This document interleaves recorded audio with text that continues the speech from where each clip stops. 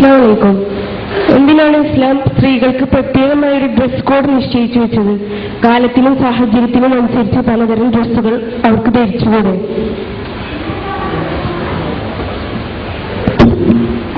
സഹോദരിയുടെ ചോദ്യം ഇസ്ലാമികമായ വേഷവിധാനത്തെക്കുറിച്ചാണ്. എന്തിനാണ് സ്ത്രീകൾക്ക് ഇസ്ലാം ഒരു പ്രത്യേകമായ ഡ്രസ് കോഡ് നിശ്ചയിക്കുകയും മറിച്ച് ഇന്നിന്റെ സാഹചര്യം അനുസരിച്ച് കാലസാഹചര്യം അനുസരിച്ച് ഇഷ്ടമുള്ള വസ്ത്രം അണിഞ്ഞുകൂടെ എന്നാണ്. വളരെ ഗൗരവമാണ് ചോദ്യം. ഇവിടെ നാം മനസ്സിലാക്കേണ്ടത് വിശുദ്ധ ഖുർആനും സുന്നത്തും പഠിപ്പിച്ചതനുസരിച്ച് ജീവിക്കാൻ വിധിക്കപ്പെട്ടവരാണ് ഓരോ മുസ്ലിമും ഓരോ മുസ്ലിമത്തായ സ്ത്രീയും. അതുകൊണ്ടാണ് ഖുർആൻ പറഞ്ഞത് ഇദാ ഖല്ലല്ലാഹു വറസൂലുഹു അംറൻ അയകൂന ലഹുൽ ഖൈറതു മിൻ അംരിഹിം. അള്ളാഹുവും പ്രവാചകനും ഒരു കാര്യം കൽപ്പിച്ചാൽ പിന്നെ സ്വതന്ത്രമായ അഭിപ്രായത്തിന് ഒരു പുരുഷനും മുസ്ലിമായ പുരുഷനും ഒരു മുസ്ലിമായ സ്ത്രീക്കും അധികാരം അവകാശവും ഇല്ല, സ്വതന്ത്രമായ തീരുമാനത്തിന് പോലും. ഇവിടെ ഇസ്ലാം സ്ത്രീക്ക് പ്രത്യേകമായ വേഷവിധാനം നിശ്ചയിച്ചത് അവളുടെ നന്മക്ക് വേണ്ടി തന്നെയാണെന്നാണ് ഖുർആനിന്റെ ഭാഷ്യം. 33-ാം അധ്യായം അഹ്സാബിന്റെ 59-ാമത്തെ വചനത്തിൽ അല്ലാഹു പറഞ്ഞു യാ അയ്യുഹൻ നബിയു കുല്ലി അസ്വാജിക വബനാതിക യുജ്നീന അലൈഹിന്ന മിൻ ജലാദിബിഹിന്ന ദാലിക അദ്നാ യുറഫ്ന ഫലാ യുദൈൻ. നബിയെ താങ്കൾ താങ്കളുടെ ഭാര്യമാരോടും പെൺകുട്ടികളോടും എല്ലാ സത്യവിശ്വാസിനികളോടും പറയണം അവരവരുടെ ശിരോവസ്ത്രം മാറിടത്തിലേക്ക് താഴ്ത്തിയിടുകയും അതോടൊപ്പം തന്നെ മാന്യമായ ഇസ്ലാമികമായ വേഷവിധാനം സ്വീകരിക്കട്ടെ എന്ന്. എന്തിന്? രണ്ട് കാര്യം. ഒന്ന്, അവൾ ആക്രമിക്കപ്പെടാതിരിക്കാൻ. രണ്ട്, തിരിച്ചറിയപ്പെടാൻ. അപ്പോൾ ഇസ്ലാമികമായി ശിരോവസ്ത്രം മാറിടത്തിലേക്ക് താഴ്ത്തിയിടണമെന്നും അങ്ങനെ ഇസ്ലാമികമായ വേഷവിധാനം സ്വീകരിച്ചാൽ അവൾ ആക്രമിക്കപ്പെടാതിരിക്കാനും തിരിച്ചറിയപ്പെടാനുമാണെന്നാണ് ഇസ്ലാം അടിവരയിട്ടത്. ഇവിടെ നമ്മൾ മനസ്സിലാക്കേണ്ടതുണ്ട് തിരിച്ചറിയപ്പെടുക എന്ന വിഷയം. ഏതൊരു മനുഷ്യന്റെ സംസ്കാരത്തെ അവന്റെ വസ്ത്രധാര രീതിയിലൂടെ നമുക്ക് മനസ്സിലാക്കാൻ കഴിയും.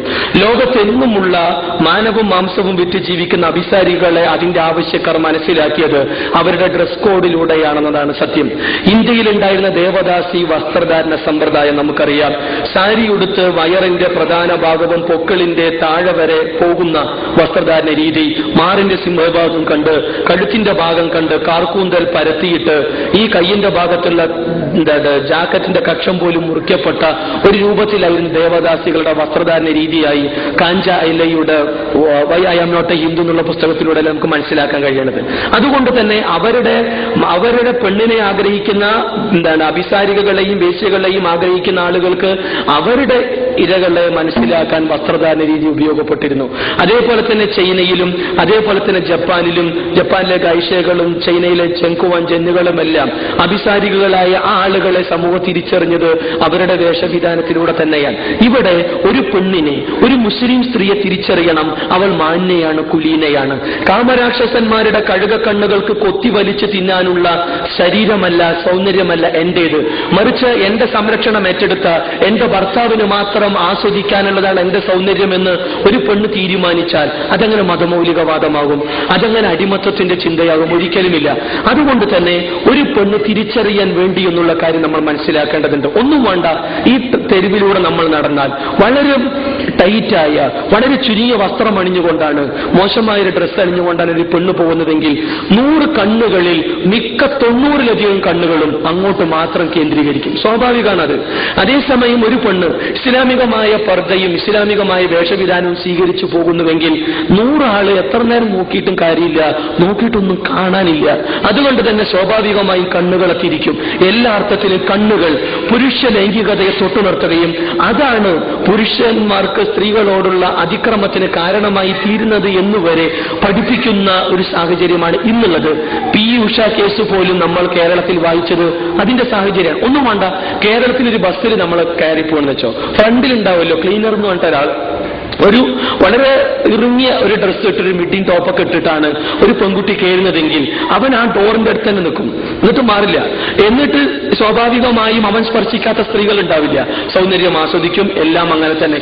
അതേസമയം ഇസ്ലാമികമായ വേഷവിധാനം സ്വീകരിച്ച ഒരു പർദ്ദയണിഞ്ഞ് പെണ്ണ് കയറുകയാണെങ്കിൽ അവൻ തന്നാലൊന്ന് ഇറങ്ങിയിട്ട് കയറിക്കൊള്ളു. അതെ, ഇസ്ലാം അതാണ് പറഞ്ഞത്. അവൾ തിരിച്ചറിയപ്പെടാൻ മാന്യയാണ്, കുലീനയാണ്. മാത്രമല്ല അവൾ ആക്രമിക്കപ്പെടാതിരിക്കാൻ, സ്ത്രീകൾക്കെതിരെയുള്ള ലൈംഗികാഭാസ കൃത്യങ്ങൾ വർദ്ധിക്കാനുള്ള കാരണം സ്ത്രീകളുടെ വേഷവിധാനം തന്നെയാണെന്നാണ് NV കൃഷ്ണവാര്യരെ പോലെയുള്ള ആളുകൾ അഭിപ്രായപ്പെട്ടിട്ടുള്ളത്. എന്തിനേറെ ശിരോവസ്ത്രം ധരിക്കണമെന്ന് തന്നെയാണ് ബൈബിൾ കൊരിന്ത്യർക്ക് എഴുതിയ 1-ാം ലേഖനത്തിന്റെ 11-ാം അധ്യായത്തിന്റെ 5 മുതൽ 7 വരെയുള്ള വചനം പറയുന്നത്. ശിരസ് മൂടാതെ പ്രാർത്ഥിക്കുന്നവരുടെ പ്രാർത്ഥന കേൾക്കില്ല, അവൾ തല മൊട്ടയടിക്കട്ടെ, അതാണ് നല്ലത് എന്നാണ് നമ്മൾ മനസ്സിലാക്കേണ്ടതുണ്ട്.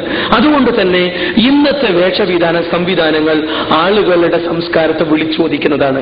ഒരു മുസ്ലിം സ്ത്രീയെ സംബന്ധിച്ചിടത്തോളം അവളുടെ സൗന്ദര്യവും അഴകും എല്ലാം അവളുടെ ഭർത്താവിന് അനുഭവിക്കാനും ആസ്വദിക്കാനുള്ളതാണ്. അതല്ലാതെ തെരുവുകളിൽ വായ നോക്കിയിരിക്കുന്ന ആളുകൾക്കല്ല. ഇസ്ലാം അത് സമ്മതിക്കുന്നില്ല. ഇസ്ലാമിക സാഹചര്യത്തിൽ ഒരു സദാചാരനിഷ്ഠമായ ധാർമ്മിക സമൂഹം വളർത്തി വരണമെന്ന് കൊതിക്കുന്ന ഇസ്ലാമിന്റെ നിയമങ്ങൾ ആ അർത്ഥത്തിൽ തന്നെ പെണ്ണിന് സംരക്ഷണം നൽകുകയും പെണ്ണിന് ഇത്തരത്തിലുള്ള വേഷവിധാനങ്ങൾ പഠിപ്പിച്ചു എന്നത് ഇസ്ലാമിന്റെ സുന്ദരമായ പ്രകൃതിപരമായ നിയമങ്ങളായി മനസ്സിലാക്കണം എന്നതാണ് ആ വിഷയത്തെക്കുറിച്ച് പറയാനുള്ളത്. അതല്ലാതെ സ്ത്രീകളെ അടിമത്തത്തിന്റെ തലങ്ങളിലേക്ക് വലിച്ചെറിയുകയല്ല, അവളുടെ നന്മക്ക് വേണ്ടി തന്നെയാണ് ഇസ്ലാം ഈ വേഷവിധാനം സ്വീകരിച്ചിട്ടുള്ളത്. അതുകൊണ്ടാണ് ഈ അടുത്ത കാലത്ത് ഒരു സമൂഹത്തിൽ അറിയപ്പെടുന്ന ഒരു സ്ത്രീ പ്രതികരിച്ചത്, ഞാൻ വളരെ ഇറുകിയ വസ്ത്രം അണിഞ്ഞ് അങ്ങാടിയിലൂടെ നടന്നപ്പോ നൂറുകണക്കിന് കണ്ണുകൾ എന്നെ വല്ലാതെ കുത്തി നോവിച്ചു. അതേസമയം ഒന്ന് വെറുതെ പരീക്ഷിച്ചു നോക്കിയാലെന്ന് കരുതി ഞാൻ പർദ്ദയണിഞ്ഞ് ഇറങ്ങിയപ്പോ എനിക്ക് എന്തെന്നില്ലാത്തൊരു സുരക്ഷിത ബോധം നിർഭയത്വവും ലഭിച്ചു എന്ന് ഇസ്ലാം സ്വീകരിക്കാത്ത മുസ്ലിമല്ലാത്ത ഒരു സ്ത്രീ പ്രതികരിക്കുകയാണ്. നമ്മൾ മനസ്സിലാക്കേണ്ടതുണ്ട്. അതുകൊണ്ട് തന്നെ ഇസ്ലാമിന്റെ ഈ വേഷവിധാനം അവൾ ആക്രമിക്കപ്പെടാതിരിക്കാനും തിരിച്ചറിയപ്പെടാനാണ്, പെണ്ണിന്റെ നന്മക്ക് വേണ്ടിയിട്ടാണ് ഇസ്ലാം അത് പഠിപ്പിച്ചത് എന്ന് കാലികമായി ഈ വിഷയത്തെക്കുറിച്ച് മനസ്സിലാക്കണം.